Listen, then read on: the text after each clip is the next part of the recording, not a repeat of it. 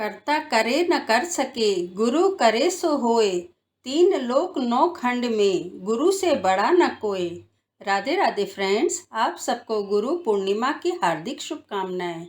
महाभारत, 18 पुराण, मीमांसा, ब्रह्मसूत्र जैसे अद्वितीय वैदिक साहित्य के रचयिता ऋषि पराशर के पुत्र महर्षि व्यास जी की गणना भगवान विष्णु श्री हरि के 24 अवतारों में की जाती है।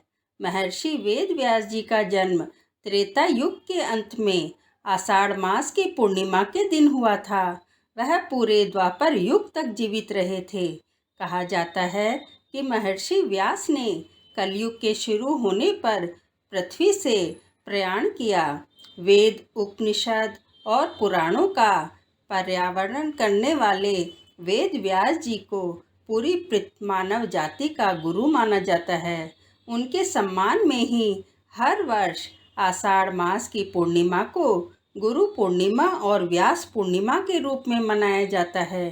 गुरु पूर्णिमा के दिन शिष्य अपने गुरु की पूजा करते हैं और उन्हें उपहार देते हैं। बहुत से लोग इस दिन व्यास जी के चित्र का पूजन और उनके द्वारा रचित ग्रंथों का अध्ययन करते हैं। मठों और आश्रमों में लोग ब्रह्मलीन संतों की मूर्ति या समाधि की पूजा करते हैं। पौराणिक कथाओं के अनुसार प्राचीन समय में पराशर मुनि भ्रमण के लिए गए थे। रास्ते में उनकी नज़र एक युवती पर पड़ी जिसका नाम सत्यवती था। मछुआरे की पुत्री सत्यवती देखने में बहुत ही सुंदर और आकर्षक थी, लेकिन उसके शरीर से मछली की गंध आती थी, जिस वजह से उसे मत्स्य कंधा भी कहा जाता था। सत्यवती को देखते ही पराशर ऋषि का मन विचलित हो और व्याकुल हो गया। पराशर मुनि ने सत्यवती को संतान प्रदान करने की इच्छा जताई। तब सत्यवती ने कहा, यह अनैतिक है, लेकिन पराशर ऋषि ने कहा, जन कल्याण के लिए यह अनिवार्य है। यह संतान दिव्य होगी और सृष्टि में यह महान कार्य करेगा। ऐसे में सत्यवती ने महर्षि पराशर के सामने शर्त रखी कि बच्चे के जन्म के बाद वह कुंवारी ही रहे तथा उसके शरीर से आने वाली मछली की गंध फूलों की सुगंध में परिवर्तित हो जाए। ऋषि पराशर ने सत्यवती की शर्तों को स्वीकार कर लिया और उन्हें तथास्तु कह दिया। तथास्तु कहते ही सत्यवती के शरीर से आने वाली मछली की गंध समाप्त हो गई और वह मत्स्य कंधा सुगंधा में परिवर्तित हो गई। समय आने पर सत्यवती के गर्भ से वेदों में पारंगत एक पुत्र हुआ। जन्म होते ही वह बालक बड़ा हो गया और अपनी माता से बोला, हे माता, जब भी तुम मुझे स्मरण करोगी मैं उपस्थित हो जाऊंगा। इतना कहकर वह तपस्या करने के लिए वैपायन द्वीप में चले गए। कठोर तप के कारण उनके शरीर का रंग काला हो गया, जिस कारण उन्हें कृष्ण वैपायन कहा जाने लगा।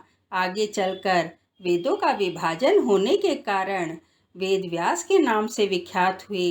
एक दिन राजा शांतनु यमुना नदी के तट पर टहल रहे थे।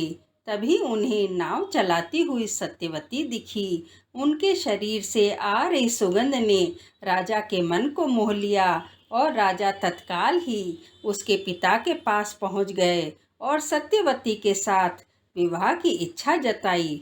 सत्यवती के पिता ने राजा शांतनु के सामने शर्त रखी कि मेरी कन्या का पुत्र ही राज्य का उत्तराधिकारी बनेगा, जिसे राजा शांतनु ने अस्वीकार कर दिया, क्योंकि राज्य का उत्तराधिकारी राजा शांतनु और गंगा का पुत्र भीष्म था। जब भीष्म को इसका पता चला तो उन्होंने प्रतिज्ञा की कि वे जीवन भर अविवाहित रहेंगे।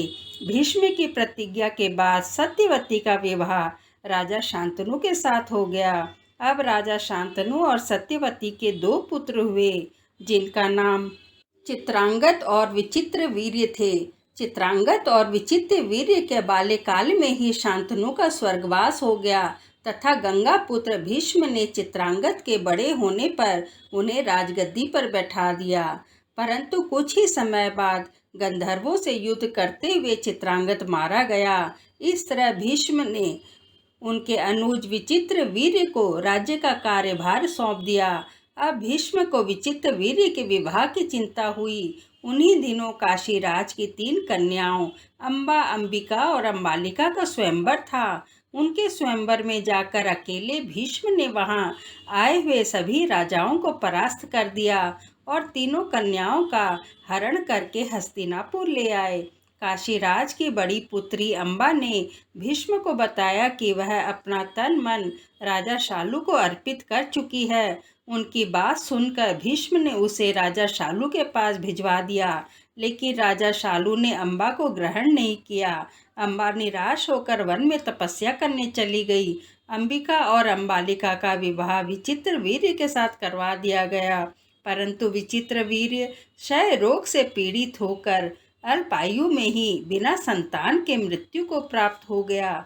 पुत्र की मृत्यु का समाचार पाकर माता सत्यवती को बहुत ही दुख हुआ। तब दुखी मन से उन्हें अपने पुत्र वेद व्यास का स्मरण हो आया और याद करते ही वेद व्यास जी वहां उपस्थित हो गए। सत्यवती उन्हें देखकर बोली, हे पुत्र, तुम्हारे सभी भाई संतानहीन ही स्वर्गवासी हो गए। अब मेरे वंश का नाश होने से बचाने के लिए मैं तुम्हें आज्ञा देती हूँ कि तुम उनकी पत्नी से नियोग द्वारा संतान उत्पन्न करो। वेद व्यास जी उनकी आज्ञा मानकर बोले, हे माता, आप उन दोनों रानियों से कह दीजिए कि वह 1 वर्ष तक नियम से व्रत का पालन करे, तभी उनको गर्भ धारण होगा।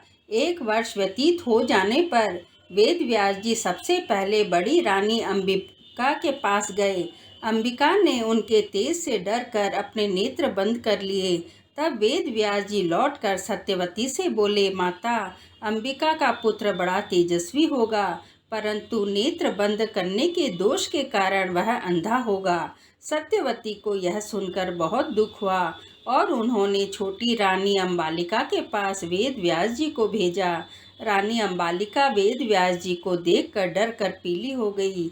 उसके कक्ष से लौटने के बाद वेद व्यास जी ने सत्यवती से कहा, हे माता, अंबालिका के गर्भ से रोग से ग्रसित पुत्र होगा। इससे माता सत्यवती को और भी दुख हुआ और उन्होंने बड़ी रानी को पुनः वेद व्यास जी के पास जाने का आदेश दिया। इस बार बड़ी रानी अपने न जाकर अपनी दासी को वेद व्यास जी के पास भेज दी। इस बार वेद व्यास जी ने माता सत्यवती के पास आकर कहा, हे माता, इस दासी के गर्भ से वेदों में निपुण अत्यंत नीतिवान पुत्र होगा। इतना कहकर वेद व्यास जी तपस्या करने चले गए। समय आने पर अंबिका के गर्भ से धृतराष्ट्र ने जन्म लिया और अंबालिका के गर्भ से रोग से ग्रसित पांडु तथा दासी के गर्भ से धर्मात्मा विदुर का जन्म हुआ। आगे जलकर जब धृतराष्ट्र के यहाँ कोई पुत्र नहीं हुआ तो वेद व्यास जी की कृपा से ही उनको 100 संतानों का जन्म लिया। महर्षि वेद व्यास जी के पुत्र महान बाल योगी सुखदेव जी हैं। सुखदेव जी के जन्म के लिए कहा जाता है कि वह 12 वर्ष तक माता के गर्भ में ही रहे। वेद व्यास जी के अनियोजित पुत्र थे। एक समय भगवान शिव माता पार्वती को अमर कथा सुना रहे थे। पार्वती जी को कथा सुनाते सुनाते नींद आ गई और उसके पास बैठे हुए एक शुक ने हुंकारा भरना शुरू कर दिया। जब भगवान शिव को इस बात का पता चला तो वह शुक को मारने के लिए दौड़े और उसके पीछे अपना त्रिशूल छोड़ दिया। वह शुक जान बचाने के लिए तीनों लोकों में भागता रहा। भागते भागते वह व्यास जी के आश्रम में पहुंच गया और सूक्ष्म रूप से आकर उनकी पत्नी के मुख में घुस गया और वहां उनके गर्भ में ठहर गया। जब वह 12 वर्ष तक गर्भ से बाहर नहीं आए तो भगवान श्री कृष्ण ने स्वयं आकर शुक को आश्वासन दिया कि बाहर निकलने पर माया का प्रभाव नहीं पड़ेगा। श्री कृष्ण के आश्वासन के बाद ही वह गर्भ से बाहर आए और व्यास जी के पुत्र कहलाए। हमारे शास्त्रों के अनुसार महर्षि व्यास त्रिकालमय थे, जिन्होंने दिव्य दृष्टि से यह पहले ही जान लिया था कि कलयुग में धर्म क्षीण होगा।